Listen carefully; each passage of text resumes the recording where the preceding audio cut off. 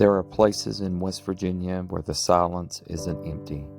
It's full of memory, where the fog rolls in low over the hills like a shroud.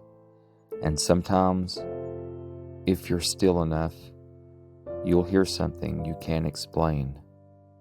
Tonight, we journey to Monongalia County, a quiet stretch of land nestled between the Monongahela River, where legend tells of a woman whose grief never left the holler.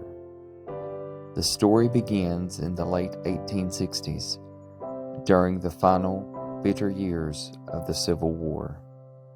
Eliza Granger was a young bride when her husband Thomas left to fight for the Union.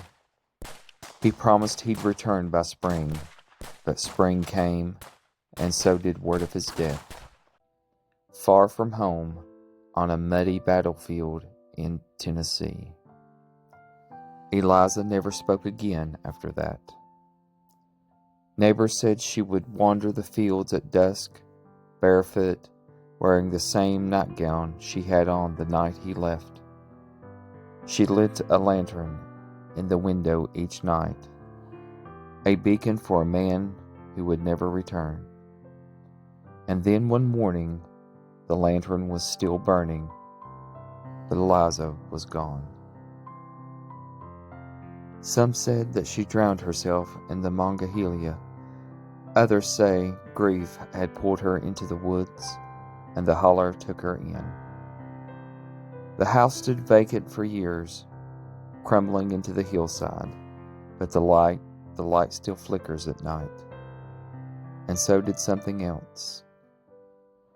By the 1970s, locals began reporting strange occurrences near the site of the old Granger place. Children walking home from school claimed to hear soft crying coming from the trees. Hunters swore they saw a woman in white drifting across the creek bed, vanishing before she touched the far shore. One man, in 1993, said he pulled over during a foggy drive and heard someone sobbing just beyond the guardrail. But when he searched with his flashlight, he found only wet footprints leading into the woods.